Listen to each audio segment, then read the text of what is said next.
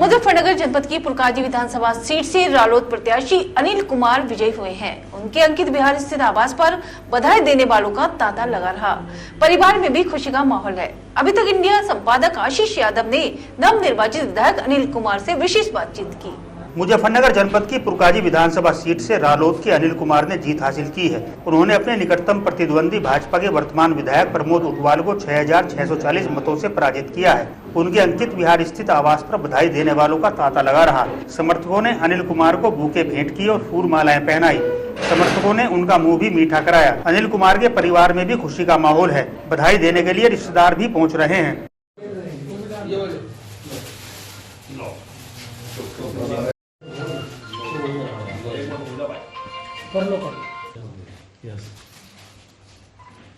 सब तुम ऐसा ना कि वैसे नहीं।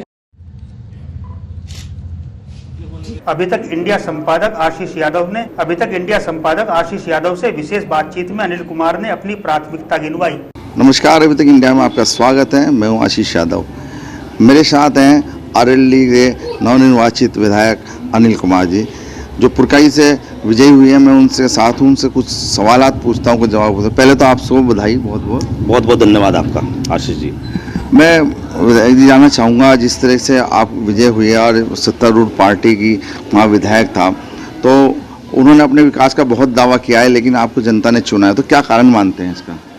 इसका कारण है, सबसे बड़ी बात तो है, विधायक जरूर थे मैं, और उन्होंने विकास का दावा भी किया है, लेकिन ज़मीन पे तो कोई विकास की बात थी नहीं। दूसरी बात, बहुत सारे मुद्दे हमारे क्षेत्र के थे। प्रमुख मुद्दे बांध बनाने का था, तहसील बनाने की थी, और हेल्थ सेक्टर में, एजुकेशन सेक्टर में कई काम करने के जो बड़े काम हैं, जो जनहित से जुड़े हुए मुद्दे हैं, उन पे तो इस सरकार में कोई काम हुआ नहीं। भाजपा सरकार में मौजूदा विधायक भी नहीं करा पाए, एक वो भी कारण है। दूसरा, क्षेत्र में कहीं आने जाने की कोई बात नहीं थी उनकी। दूसरा, जो मेरा जो जीतने का कारण है, उसका सबसे बड़ा कारण है कि मुझे सर्व समाज के लोगों का वोट मिला है, क्योंकि 10 साल में इस क्षेत्र का प्रतिनिधित्व उनसे पहले कर चुका हूँ। 2007 से लेकर 17 तक, 17 से 22 तक प्रमोद उटवाल जी रहे, और 22 में इस क्षेत्र की जनता ने मुझे फिर मौका दिया है।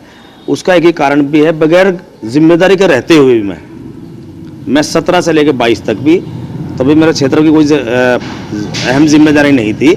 उसके बाद भी मैं अपनी जिम्मेदारी मानते हुए, क्योंकि एक समाज सेवा है राजनीति, उसके बाद भी मैं क्षेत्र में लगातार टच में रहा। लोग दुख में सुख में शामिल रहा। उनकी कोई भी समस्या रही जो मेरे हिसाब से हल हो सकती थी, मैं उसमें उनके साथ खड़ा रहा। उसी का ये प्रमाण है कि मैं आज चुनाव जीत के आया हूँ। प्रदेश में जैसे कि भाजपा की सरकार दोबारा रिपीट हुई है, तो क्या लगता है विकास कार्य जिसे आप कराना चाहते हैं, उसमें आप सक्षम हो पाएंगे? ऐसा है ना, देखो, बीजेपी की सरकार 5 साल पहले भी रही है, और अगले 5 साल के लिए भी उन्हें क्षेत्र के उत्तर प्रदेश जनता ने बहुमत दिया है। लेकिन मुझे नहीं लगता कि विकास कार्य क्षेत्र में होंगे, क्योंकि पहले 5 साल हम इस सरकार को देख चुके हैं। इन्होंने पहले भी कोई ज़मीन पर विकास के काम नहीं किए। मात्र लच्छेदार बात बनाने का काम करते हैं इनके नेता। काम तो करते नहीं ज़मीन पे। अभी भी जो वोट लिया है इन लोगों ने, 2022 में जो वोट लिया है, वो भी उसमें भी एक लच्छेदार बात बना के तमाम बीजेपी के छोटे से लेकर बड़े नेताओं ने झूठ बोलने का काम करा। जो जितना छोटा नेता वो उतना कम झूठ बोल रहे, जो जितना बड़ा नेता वो उतना ज़्यादा झूठ बोल रहे। अब क्षेत्र की जनता को अपना बहकाने का, फिर दोबारा सरकार बनाने का काम कर लिया। नहीं, आपने कहा लच्छेदार बात है यार, बात करके वोट लिए, लेकिन जनता ने चुना तो है, बहुमत चुना है। देखो मेरी बात, मैं वही तो कह रहा हूँ भाई, जो जिस चीज़ की ज़रूरत है जनता को ज़रूरत है रोजगार की, जनता को ज़रूरत है, किसान को ज़रूरत है उसकी उपज की भाव की, तो ये सब बातें भी तो हैं। इन सब बातों में तो काम भारतीय जनता पार्टी की सरकार में होता नहीं, तो मुझे तो उम्मीद नहीं दोबारा भेजा। हम विपक्ष की जिम्मेदारी हमें दी है क्षेत्र की जनता ने। विपक्ष के नाते यहाँ जनपद में लड़ने का काम करेंगे और विधानसभा में लड़ने का काम करेंगे। जिस तरह गठबंधन की हवा थी, क्या लगता है जिस तरह बहुमत के करीब माना जाता था, गठबंधन ने दावा भी किया था, लगता है ना उस समय बहुत दूर रह गए? ऐसा है ना, सीधा उत्तर प्रदेश में सीधा चुनाव हुआ है, सपा गठबंधन का और भाजपा का। ऐसा नहीं है गठबंधन कहीं बहुत ज़्यादा पीछे है, बिल्कुल नेट टू नेट चुनाव हुआ है। उसमें कोई भी हार जीत सकता था। हमारी बहुत सारी सीटें ऐसी हैं, 50 से ज़्यादा सीटें ऐसी हैं जो 100 वोट से लेकर 5000 तक हार गई। तो उसमें हम ये तो नहीं कह सकते जनता ने हमें वोट नहीं दिया। जनता ने हमें वोट दिया, ठीक है, उन्होंने कुछ सीटें सरकार बनने जा रही थी, मीडिया पे ट्रेंड आ रहा था कि सरकार बननी है, उस हिसाब से जो है कुछ सीटें उन्होंने जबरदस्ती भी जीत ली।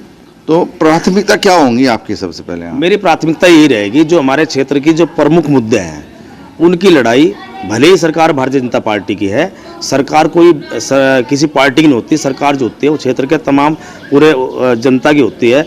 उसी नाते हम सरकार से लड़ेंगे और काम करवाने की कोशिश करेंगे। जो काम पहले जो विधायक रहे हमारे ऊंटवाल जी नहीं करा पाए अपनी सरकार में, इस सरकार में हम लड़ाई लड़के विपक्ष के नाते लड़ाई लड़ेंगे, विधानसभा के पटल पर भी लड़ेंगे, व्यक्तिगत रूप से भी बीजेपी के जो लोग मिनिस्टर वगैरह बनेंगे, संबंधित विभाग लोगों से मिलेंगे, उन कामों को कराने की पूरी कोशिश करेंगे।